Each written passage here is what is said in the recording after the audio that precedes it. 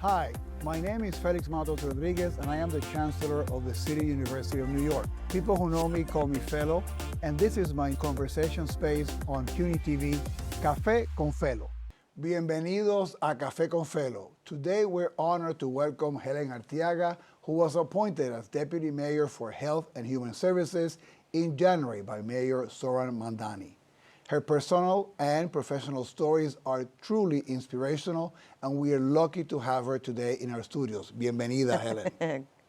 As Deputy Mayor, Helen oversees numerous departments, including Youth and Children's Services, New York City's Health and Hospitals, and the Office of the Chief Medical Examiner. Helen was also the CEO of Elmhurst Hospitals, part of the New York City Health and Hospitals Network, where she oversaw more than 6,000 employees through the COVID-19 pandemic and beyond, and secured millions of dollars for the hospital. Previously, she co-founded Plaza del Sol Family Health Center, a community health center in Corona, Queens.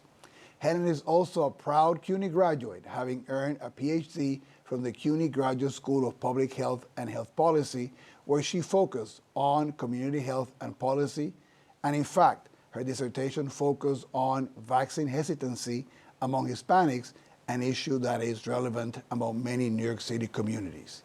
We have a lot to talk about today, Helen, but let me start by asking the first question I always ask anybody in the show. Are you a coffee drinker? And if you are, how do you have your coffee? Well, during the pandemic, I drank so much coffee that I think I OD'd on it, and now I can't have any. The smell brings me back to the pandemic. So now I drink tea. You transition to tea, okay. I drink every tea, but my favorite tea is manzanilla, chamomile, lo que le dicen aquí. I think because it's the perfect thing I live such a hyper life. It brings me down so I can sleep.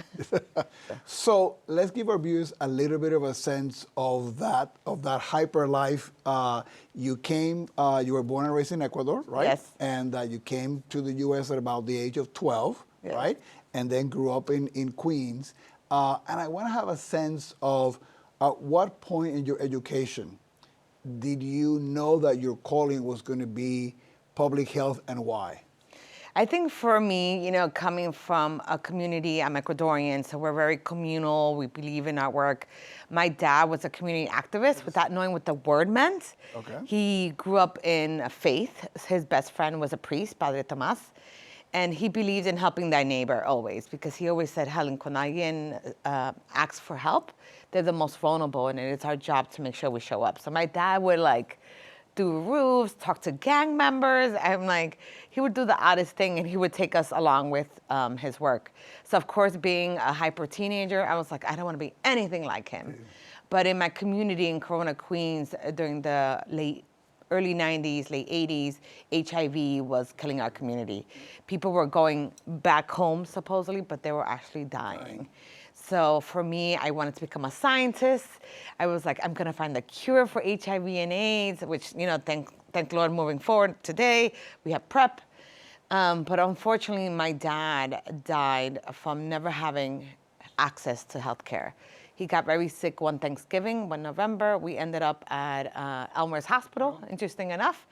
And in Ecuador, we have universal healthcare. So we follow kind of the Cuban system. So you were designed to a hospital. So we thought, being in the richest country in the world, Elmhurst was our hospital. And then we get there, and they're like, where's your insurance? And we're like, here's our Social Security card. And they're like, oh, well, that's not insurance. So it was my first time seeing a health system that wasn't meant for our people, wasn't in our language, and unfortunately wasn't culturally sensitive. I still remember being in the emergency room and the doctors diagnosing my dad with leukemia stage 4, and them telling me, I was 17, 18, telling my mom that the love of her life was dying. And unfortunately, my dad died 4 months later at Elmhurst Hospital with the best care that they could give him, but he never got his Medicaid card. And I guess public health, his advocacy, and the strength of being sparked by the injustice of what the public health system in the United States was the fire that made me go into public health. And that became all. That's a great story. And then the Elmhurst sort of coming full circle and Yes. becoming, the CEO of the hospital. But before we get to do that, I do want to spend some time with Plaza del Sol, because I Yes. think those health centers play such key roles in our communities. They're often not mentioned. They don't get a lot of attention. So I wanted to get a little bit of the history of what led you to be one of the co-founders and a little bit of that story. So Plaza del Sol Family Health Center is a federally qualified health center. So while I was doing this work, one of the major things I wanted to make sure is that no one else in my community died. So being, a true scholar, I went to the library, mirando los big books, and it came out to be that Corona not only had the highest TB rate of the nation, of New York City, but the nation. We were considered a yellow zone. So people were getting infected with TB with no real treatment. Then if you were pregnant, you had 1 out of 5 risk of losing your child because there was no access to prenatal care. There was no language access. And I was like, well, I'm gonna build a health center where you can speak Spanish, we could take care of you, we can help you get insurance, and in your neighborhood. And I remember I actually boycotted Elmhurst Hospital. I was out there like, how could you, not answer our community? And when I realized that I could do this on my own, and high five to Dr. Brown, who gave me the world of data. He was like, Helen, all you need is data and write grants, and you can build the federally qualified health center. So it took me about 10 years to open this. Oh, wow. I literally was knocking on every door, creating board members, and I remember I'm so grateful for Obama when he became president, because he increased the federally qualified health center's license, and I was one of those licensed. And I was so honored to open Plaza del Sol with 38 patients. One of them being my mom, so it's really 37. And then when I left to go take care of Elmhurst, we had over 39,000 patients, and we transformed the zip code from their asthma rates, diabetes, and I'm happy to report while I was there, we had over, on an annual basis, we used to have over 238 healthy babies every year. And the best thing about Plaza del Sol community health centers is that they're made by the community. They're designed to fit communities. So we spoke Spanish. 98% of our doctors and everyone in our staff was bilingual. We had all the cultural sensitivities that a community health center has. So we would celebrate el Dia del Divino Niño, or the Mexican, events. It was a little bit of everything of our culture. If it was in our community, it was in our health center. So I was very proud to be there for 15 years.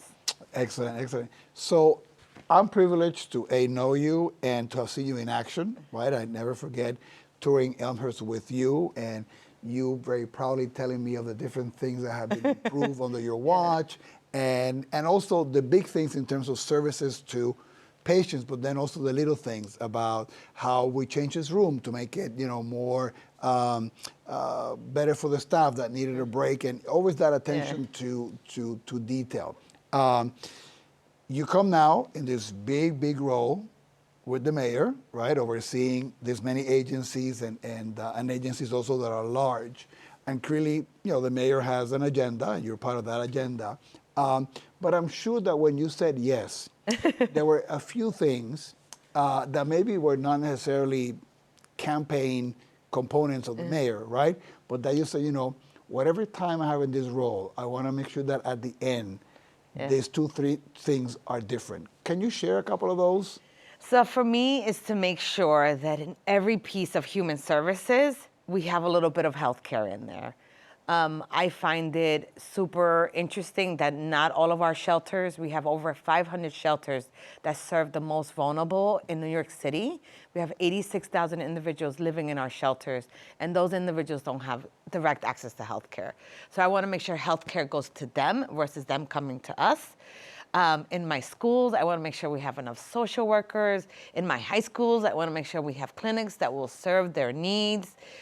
So in a little bit of everything, I'm adding healthcare in there, because if you're not healthy, you won't thrive.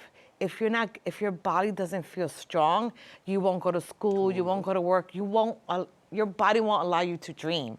And I think if I can activate 8.2 million people to dream and do better for their communities, can you imagine what New York City could be? And when you tie that to affordability, which is our mayor's main campaign promise of making New York affordable to everyone. For me, that affordability is added to healthcare. Because if you don't have healthcare, you won't make it to affordability, because you won't make it to work, you won't make it to school. And for me, that's an important piece. Tengo un toquecito in all those little areas. Sure that, but then also, I think some of your experiences in the different roles you've had allows you to think in that sort of comprehensive way. No, and if you look back a little bit of how we managed the Arctic winter, I know ahorita it feels very hot, but the Arctic winter Code Blue, how it was managed, it was managed very differently from past administrations. We had clinical mobile units. We had over 20 of them going to the unsheltered and giving them clinical care on the spot. As opposed to referring you and hoping that you made it or taking or be like, you here's there. a card, Yeah. kind of like, good luck. Yeah. We're like, no, we're going to bring clinical care to you. And I know that we have a number of challenges created, in this case, by the federal government in changes in a number of programs that are under your umbrella. I saw a figure, and I don't know if it's accurate, that as a result of the law signed by President Trump, maybe about 450,000 New Yorkers could be out of Medicaid. I don't know if that number is correct, but I know it's a large number, right? It's a large number. It's actually over 600,000 individuals in our city are very close to losing their Medicaid. And currently, right now, today is July 1st, Essential Plan 5, we here in New York City, what we call the working class or the working poor, 200,000 individuals will be losing their health care. And this is where public health needs to stand and be strong, and our city's going to be standing strong for those individuals who might not meet the work requirement or who might not feel that the recertification gets lost in the mail. We want to make sure that they understand the city's going to support them. We're going to make sure they still have access to health care. And again, it's those touches that I think I know this administration is taking this seriously, because we're say, hey, if you don't have access to health care, you still can go to the emergency room. Mm-hmm. You still have access to health care through our community health centers. You still have access through the health and hospitals. Ambulatory care and inpatient. We want to make sure that everyone does stay healthy while we're in this transition of making sure that you're going to get good health care access. And the mayor has a few projects in the pipeline to make sure, we keep that promise. And stay tuned. We'll go to them in the next episode of Café con Felo. You can come and actually tell us about those things. But I know it's a huge concern. Yes. And then there's also the other side, which you've wore, the side of the colleagues in the hospitals, right? That have to deal with the cost side of things, right? And when things are not covered, right, that has to come out of someplace, right? Yes. And we need to be able to balance that too. And it's something that I know you felt, in your bones as the CEO of Elmhurst. Yes, I was in a meeting with a lot of CEOs from hospitals and senior leadership from hospitals, and you could feel the tension. And again, it's making sure that, okay, we're allowed to have the freak out for like a few minutes, but then okay, let's figure out where we can work together as a unit, and working with the managed care companies, working with the payers, and speaking the language of hey, this ecosystem, if one of us fail, we all fail. Yeah. So kind of making sure that we stay together. And one of the major things to fight HR 1 and show the federal government that you can't mess with New York is by working together. So I'm very happy that the major health systems in New York City are working with the city and are working with me and making sure that no one loses health care access, that we're working together, and we're making sure that our hospitals stay strong financially. Excellent. So let me pivot a little bit, right? You're a proud CUNY alum and from the School of Public Health. And what in this role, right? I mean, how do you envision sort of CUNY being part of the different solutions that you have for New Yorkers on the health front? So first, the education was worth every penny. The professors I met at the School of Public Health have been the cornerstone of my work. When I think of Dr. Burrell, my epidemiologist, I always think of patient zero. Where is patient zero in a process? Where is patient zero in an issue? And that really helps me not only get to the root cause of the issue or the problem, but also helps me think of okay, now that I know the root cause, what are the different solutions? And being in CUNY in the heart of Harlem and seeing all the social determinants of health that happens in that district also prepares you, it gives you your front row seat of using data and knowledge with experience.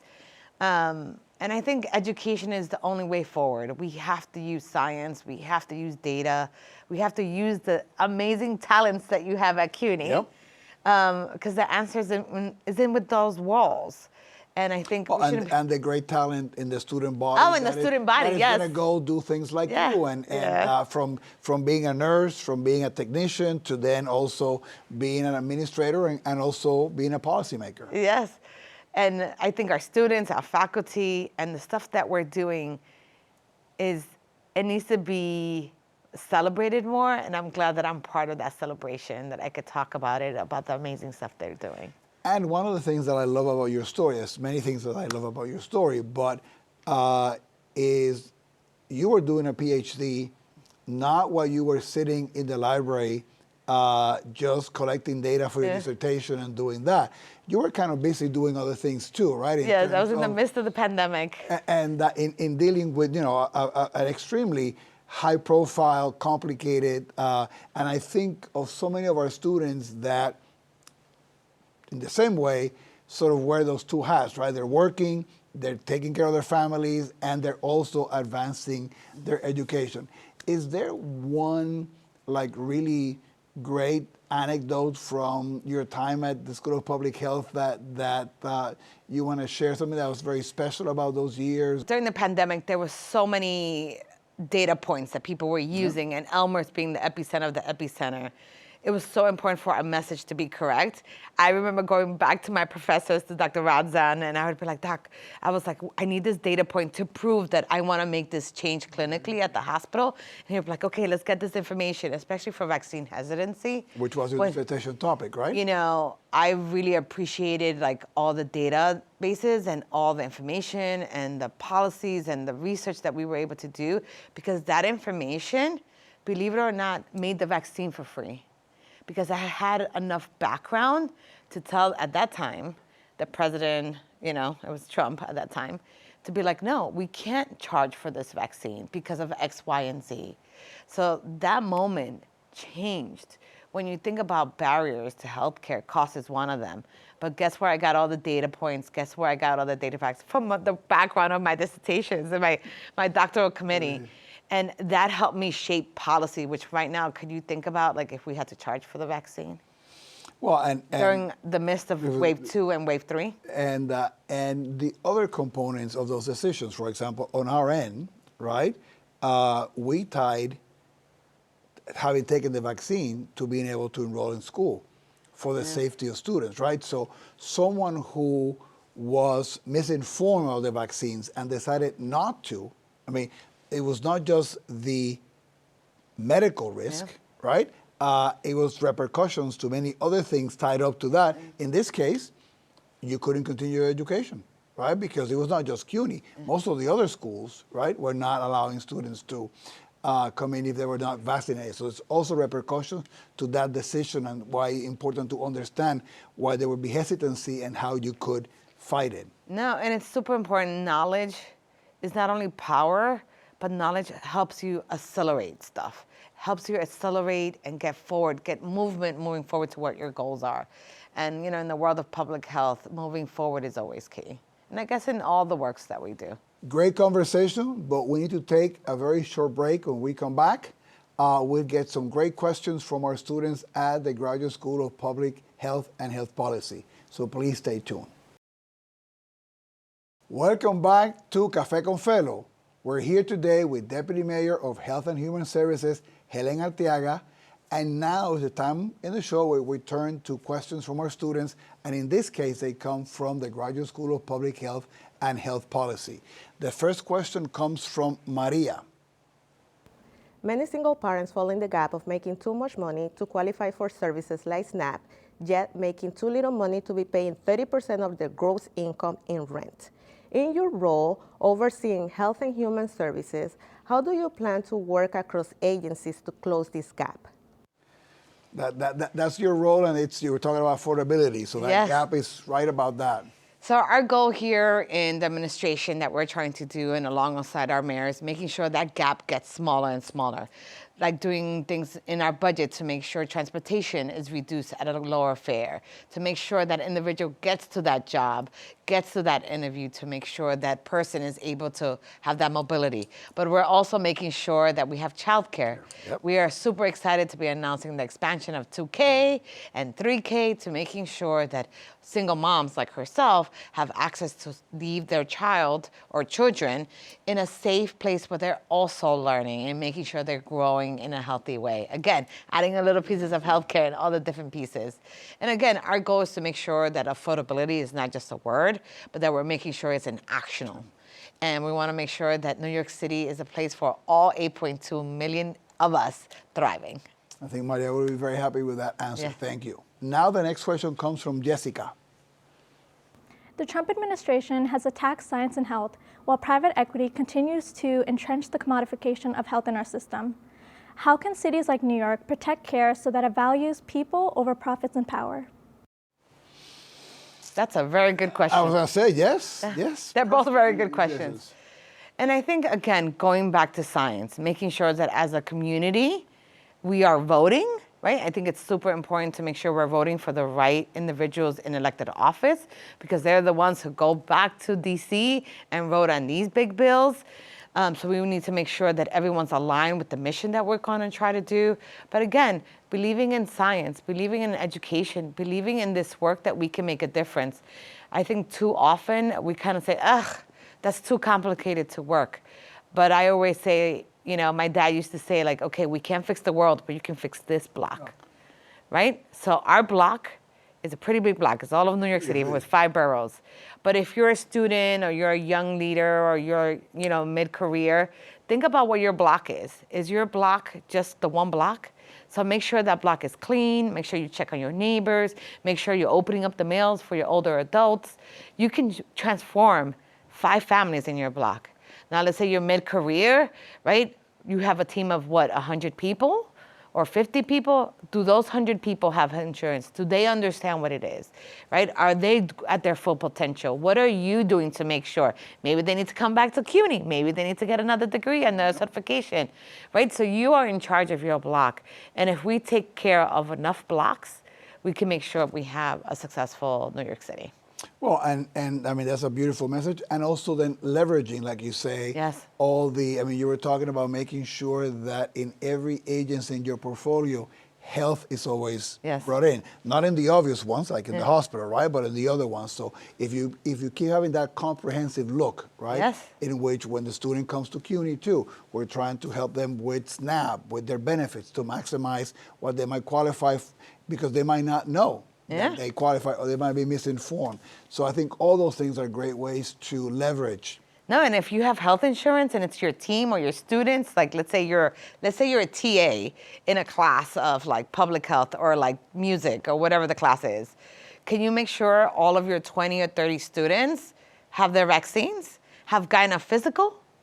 You know, you can literally say, like, hey, don't forget, you know, it's September, flu season is coming, get your flu shot. Oh, you don't know where to get? You know, we have a health center, there's the Walgreens down the block, there's free vaccine centers from the Department of Health.